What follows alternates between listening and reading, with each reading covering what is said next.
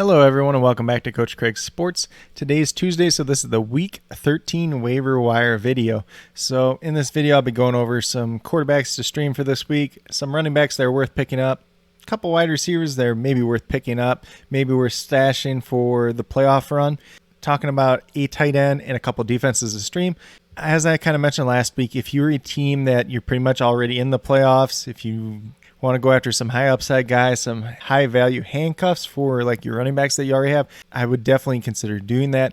I may not talk about all those guys in this video, may talk about some of them, but just keep that in mind as well. But we're going to start off at the quarterback position with Mr. Tua Tagovailoa, and he was 27 out of 31 this past week against the Carolina Panthers defense. A pretty solid defense overall. 230 yards, 1 touchdown, 0 interceptions, 15.2 points in week 12. That's not really what we're looking for out of him. But, you know, rostered in 45% of ESPN leagues, 33% of Yahoo leagues, could be out there, might not be. But a streamable option this week against the Giants defense that's not been too good overall this year. I know they kind of shut the Eagles down, but sometimes things happen that way as well. But could be a favorable matchup for Tua, probably a 1 to 2% of my fab budget type of guy that I'm going to stream probably just for 1 week. Then we're going to move over to Tyrod Taylor, quarterback for the Houston Texans, 17 out of 26, 158 yards, 2 touchdowns, 1 interception, and 30 yards rushing, 19.32 points in week 12. He's rostered in 27% of ESPN leagues, 11% of Yahoo leagues. Pretty good chance that he's out there, goes against the Colts in week 13. Not a bad matchup by any means. The Colts defense has kind of been a little bit of a bend but don't break defense. They've given up points. They've given up fantasy points, especially wide receivers. So Tyrod Taylor, you could definitely do a lot worse this week, 1 to 2% of your fab budget if you need to go there. Then last but not least, at the quarterback position, we got Jimmy Garoppolo, who was also 17 for 26, 230 yards, 1 touchdown, 1 interception, 19.64 points in week 12. Rostered in about 16% of ESPN leagues, 34% of Yahoo leagues. Pretty decent chance that he's out there, goes against the Seattle Seahawks in week 13, who have not been that great on defense for the past couple of seasons. So Jimmy Garoppolo looking like a streaming quarterback once again this week. He will likely be without Deebo Samuel, expected to miss 1 to 2 weeks at this point in time with his groin strain, but he still has George Kittle, he still has Brandon Ayuk, so he has a couple of playmakers there to throw the ball to still. 1 to 2% of your fab budget. He does still have that easy remaining schedule down the stretch as well. Then moving over to the running backs, we got some backup running backs that could be kind of thrusted up into some workload. So first off, we got Chuba Hubbard. He played 20% of snaps, had 2 carries, 6 yards, 0.6 points in week 12. That's not what we're really looking at here. Christian McCaffrey ended up hurting his ankle. He's on IR, second time being on IR this season, so that means he is done for the rest of the season. We've seen Chuba Hubbard be effective when he's gotten the workload. Top 24 running back, so if you can get that out of him for the rest of the season, definitely worth picking up. He only had that 20% snap share this past week because they were trailing in this game, and Amir Abdullah played more in that, that pass catching role. He is rostered in 34% of ESPN leagues, 40% of Yahoo leagues. He has a bye in week 13, so I don't think you're going to have to spend up quite as much for him, but probably, a 10 to 15% of your fab budget type of guy. Maybe just a little bit more if you're a running back needy team. Then we're going to move over to another running back taking over, and it's Alexander Mattison, played 40% of snaps. He has 7 carries for 21 yards, 1 touchdown, 3 targets, 2 receptions, 7 yards, 10.8 points in week 12 in limited action. Rostered in about 34% of ESPN leagues, 51% of Yahoo leagues, goes against the Detroit Lions in week 13. Should be a favorable matchup for him, even though they were able to kind of corral David Montgomery this past week. But Dalvin Cook dealing with that shoulder injury, he's probably out 1 to 2 weeks. We'll see if it ends up being a little bit more than that. But Alexander Mattison is definitely somebody you can plug and play right away this week. Probably can play him for at least 2 weeks and maybe a little bit longer. So at this point in time, I'd spend like upwards of 20% on my fab budget on him. I just see him having a little bit more upside than a guy like Chuba Hubbard. Then we're going to move over to Sony Michel next. Played 19% of snaps, 3 carries, 14 yards, 1 target, 1 reception, 11 yards, 3.5 points in week 12. Rostered in 24% of ESPN leagues, 28% of Yahoo leagues. Goes against the Jacksonville Jaguars in week 13. Darrell Henderson did end up hurting his quad in this game, exited the game. He may or may not play this week. They may rest him just because they're playing Jacksonville this week. It should be a game that they can win without him. In that case, Sony Michel would be a guy that you could probably plug and play into your lineup this week, 2 to 3% of your fab budget type of guy, because there's no guarantee that he's going to be the starter even for this week.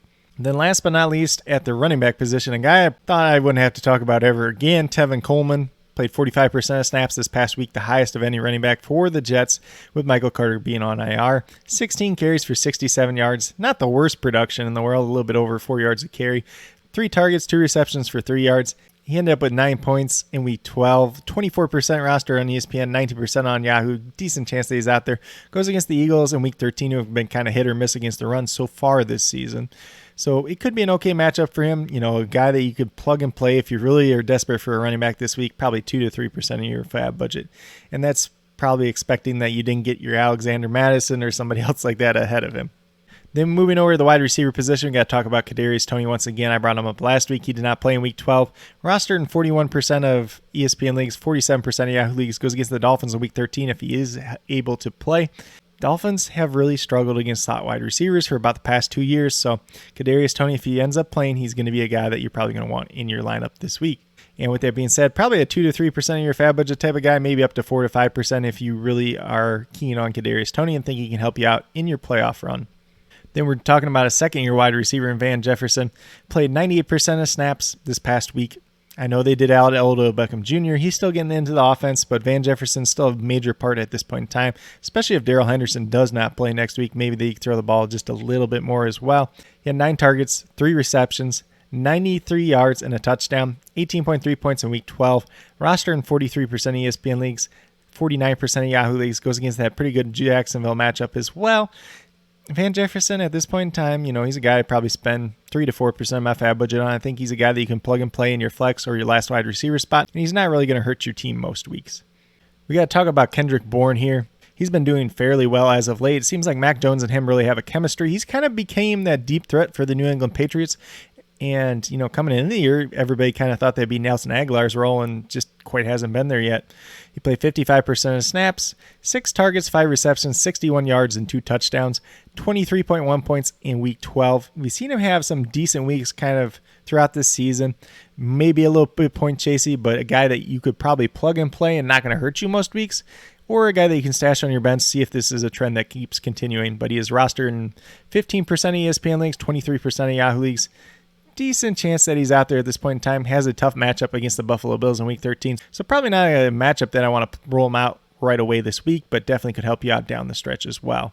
And with that being said, he's probably like a 2% of my fab budget type of guy, maybe a 3%.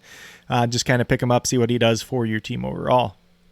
Then last but not least, at the wide receiver position, we got Josh Reynolds. He played 88% of snaps this past week. He had 90% of snaps the week before.